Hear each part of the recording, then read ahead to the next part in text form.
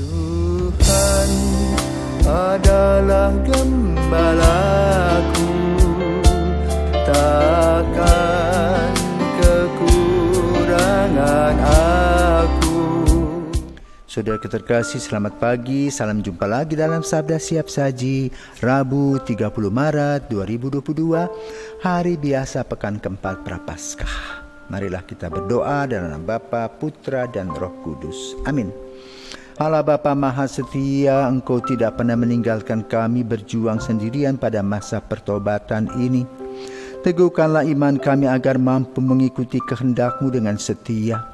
Dengan pengantaran Tuhan kami Yesus Kristus Putramu yang hidup dan berkuasa bersama Dikau dalam persatuan Roh Kudus Allah sepanjang segala masa. Amin. Tuhan bersamamu dan bersama rohmu. Inilah Injil Yesus Kristus menurut Yohanes. Dimuliakanlah Tuhan. Yohanes bab 5 ayat 17 sampai dengan 30. Sekali peristiwa Yesus berkata kepada orang-orang Yahudi, Bapakku bekerja sampai sekarang, maka aku pun bekerja juga. Karena perkataan itu orang-orang Yahudi lebih berusaha lagi untuk membunuh Yesus. Bukan saja karena ia meniadakan hari Sabat, tetapi juga karena ia mengatakan bahwa Allah adalah Bapanya sendiri dan dengan demikian menyamakan dirinya dengan Allah. Maka Yesus menjawab mereka, Aku berkata kepadamu, sesungguhnya anak tidak dapat mengerjakan sesuatu dari dirinya sendiri, jikalau ia tidak melihat Bapa mengerjakannya. Sebab apa yang dikerjakan Bapa itu juga yang dikerjakan anak. Sebab Bapa mengasihi anak dan ia menunjukkan kepadanya segala sesuatu yang dikerjakannya sendiri. Bahkan ia akan menunjukkan kepadanya pekerjaan yang lebih besar lagi daripada pekerjaan-pekerjaan itu, sehingga kamu menjadi heran.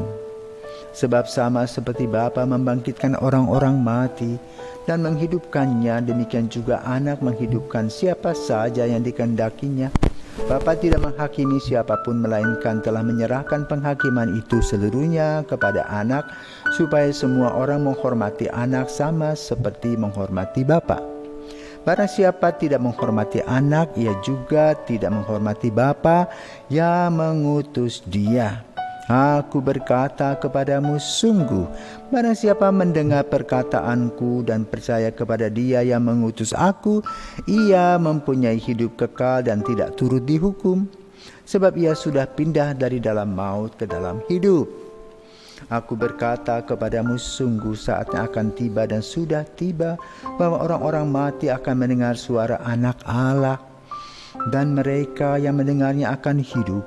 Sebab sama seperti Bapa mempunyai hidup dalam dirinya sendiri, demikian juga diberikannya anak mempunyai hidup dalam dirinya sendiri. Dan Bapa telah memberikan kuasa kepada anak untuk menghakimi, karena ia adalah anak manusia. Janganlah kamu heran akan hal itu, sebab saatnya akan tiba bahwa semua orang yang di dalam kubur akan mendengar suara anak, dan mereka yang telah berbuat baik akan keluar dan bangkit untuk hidup yang kekal, tetapi mereka yang berbuat jahat akan bangkit untuk dihukum. Aku tidak dapat berbuat apa-apa dari diriku sendiri. Aku menghakimi sesuai dengan apa yang aku dengar, dan penghakimanku adil. Sebab aku tidak menuruti kehendakku sendiri, melainkan kehendak Dia yang mengutus aku. Demikianlah sabda Tuhan. Terpujilah Kristus. Saudaraku terkasih, ada sebuah cerita pengalaman. Seorang ayah ikut perang, lalu dikabarkan tidak ada lagi, meninggal. Dan ternyata bapak itu tinggal di hutan bertahun-tahun. Sementara istrinya mempunyai seorang anak kecil yang dulu sebelum sang ayah bertugas di medan perang sudah dilahirkan.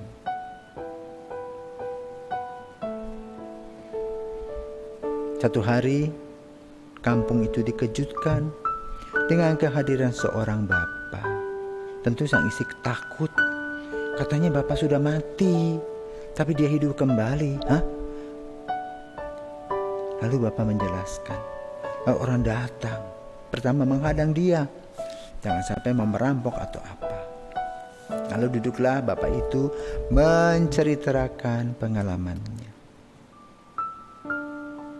Sang anak waktu itu belum ada di tempat.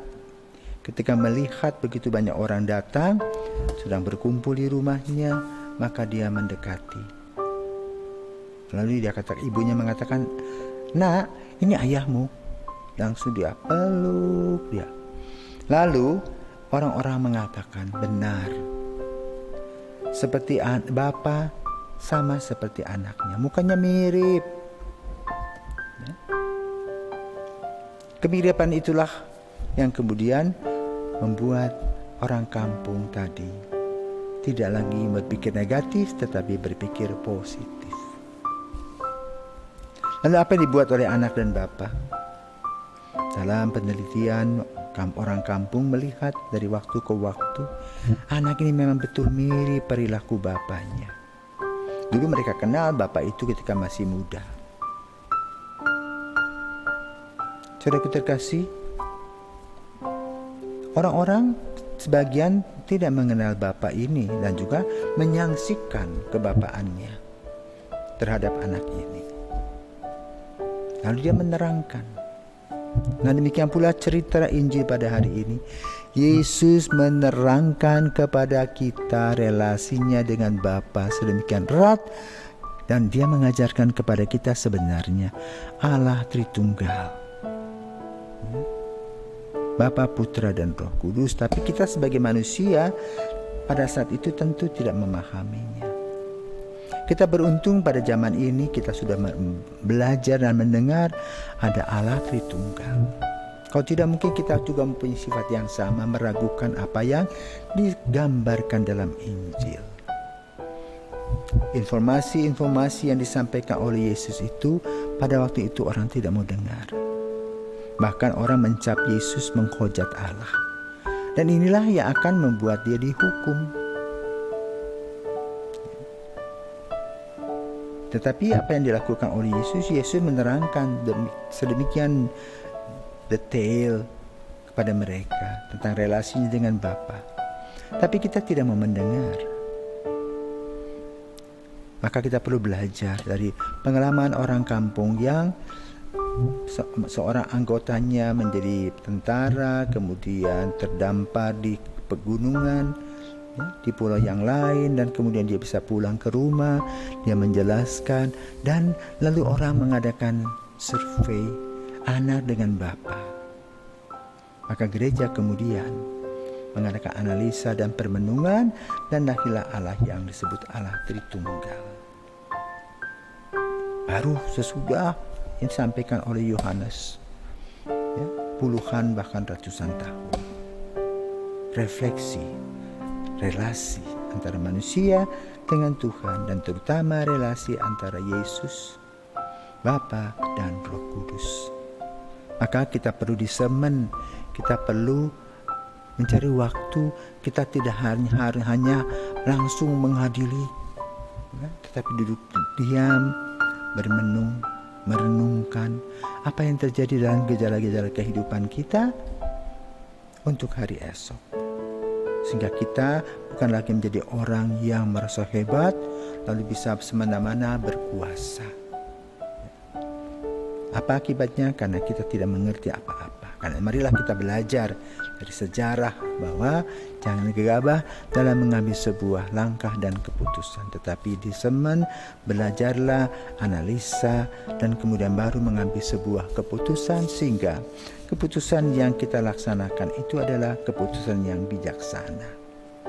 Sebagaimana disampaikan dalam Injil pada hari ini, bagaimana Bapa dengan anak begitu erat melaksanakan tugas-tugasnya, dan anak diutus oleh Bapa untuk menjadi sang juru selamat kita. Semoga apa yang disampaikan oleh Yohanes membuka mata dan hati kita bahwa betul Yesus diutus oleh Bapa. Selamat pagi.